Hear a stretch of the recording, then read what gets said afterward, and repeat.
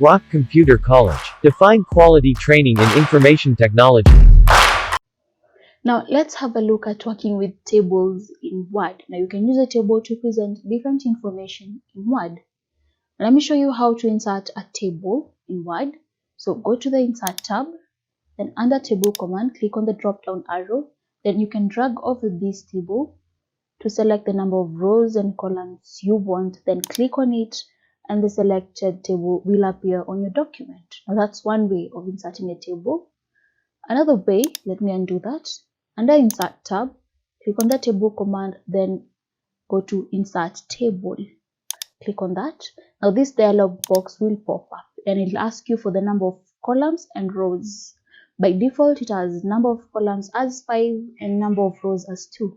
Now you can manipulate that however you want. So I'll make them 4 rows and 6 columns, then click OK. And that table will be inserted. Now you will notice that whenever you insert a table in your document, it will come with a Design tab and a Layout tab. Now under Design tab, you can change the style of your table. Now you have the Table Styles group. So if you click on this More drop-down arrow, you can choose any table style you want from here. So let me select this one. And as you can see, the header row has been highlighted and the first column has been highlighted.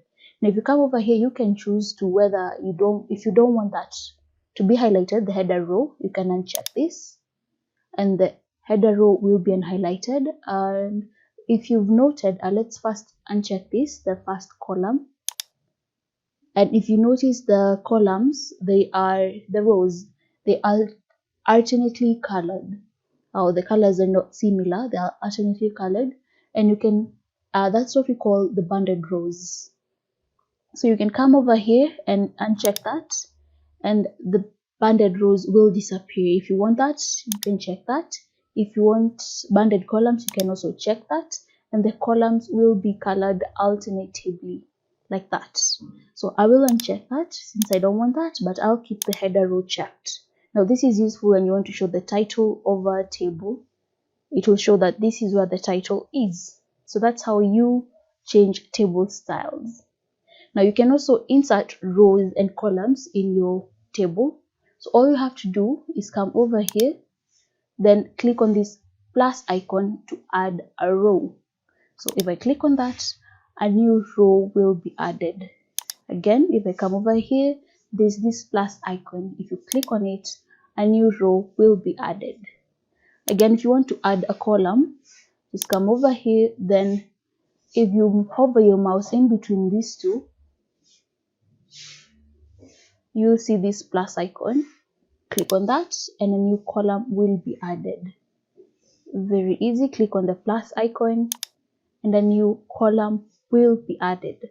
Now that's how we add rows and columns. You can also come to Layout tab over here and choose whether to insert a row above or below. So let's do this. Let me type something in this row. Then I want to insert a row above this column without choosing this plus icon. So I'll keep my cursor here, then click on Insert Above under the Layout tab. Click on Insert Above, and a new row will be inserted above that row.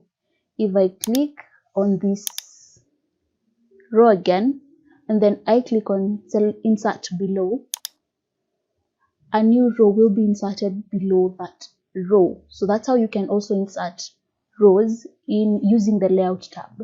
You can also do the same with columns. You can insert them to the left or to the right of whichever column you want. So let's say my cursor is over here. Now I want to insert a column to the right. So I'll just come over here and click Insert Right, and a new column will be inserted to the right of that. If I come over here again and select Insert to the left, a new column will be inserted to the left of that column. Now let's look at delete rows and columns, how to delete rows and columns. So maybe I want to delete this row. So first you have to select it. So this row, you can either select it like this, then right click and then come here and choose delete column, and that column will be deleted. Or you can come over here, then go to this delete command, drop down arrow, then select delete columns. And if I click on that, that column will be deleted. Now, if you want also to delete a row, so let's say I want to delete this row, I can highlight it like that, right click and select delete from over here. So I want to delete entire row. So I'll click on that, then click OK. And that row will be deleted. An alternative method, so let me type something in. An alternative method is you place your cursor point in that row, anywhere in that row. Then under the delete command in layout tab, I select delete rows, and that row will be deleted. That's how we delete rows and columns in a table. Then we have the cut, copy and paste commands. So I'll show you how to cut, copy, paste rows and columns. Now with this, I have another table over here. So these are different table I created, and I want to show you how to cut, copy and paste. So let's say I want to cut and paste this column over here. So I'll just select it like that. Then you can do it using these commands over here, or you can use shortcuts. So I'll click on cut, and as you can see, it's been removed. Then I'll bring my cursor point over here, then click on the paste command, and it will be pasted at the end of that table, just like I wanted. Now, if I want to copy and paste any column, and you can also do this with the rows. So I'll copy this. So again, I'll select it, then click on the copy command, or use the shortcuts Ctrl+C. Then come over here, there's my insertion point over there, then click on the paste command, and it will be pasted. Now you see I have two columns with the same information. That's how we copy and paste in a table. Now let's say you want to delete a table. You want to delete the whole table. Now we'll go back to the first table that we had. I want to delete the whole of this table. It's very easy. Just come to the delete command and then select delete table, and that table will be deleted all at once. So let's go back to our other table over here and look at how to resize rows, columns in a table. Let's look at how you can resize this. So I want to resize this column. Now you can do it manually by placing your cursor point in between this line, on this line, then dragging it. So I can do that, you see. You can resize it that way. I can also do it with the rows. So that's one way of resizing. Another way, you can come under layout tab, then we have the height and width commands over here. So if I place my cursor point over here, then I increase the height of that row. As you can see, it's becoming bigger, and I can also reduce if I want to. So that's one way of that's another way of resizing a row. Now let's say I want to resize this column, so I'll come to the width command. If I reduce it, it will become smaller. So you can also resize from here. Now doing this is a lot of work. You may want to resize the rows so that all the rows are of the same measurements, all the columns are of the same measurements. So what you do is you place your cursor point anywhere. So I'll place mine over here. Then if you want all your rows to be of equal size, select on distribute rows. And as you can see, all my rows have been equally placed. They have the same equal size. They have the same height. I'll do the same for the columns. So I'll make this a bit smaller so that you can see the change. Now as you can see, this one is a bit smaller. But if I come here and click on distribute columns, they'll be of equal size. So that's another way of resizing the rows and columns in your table.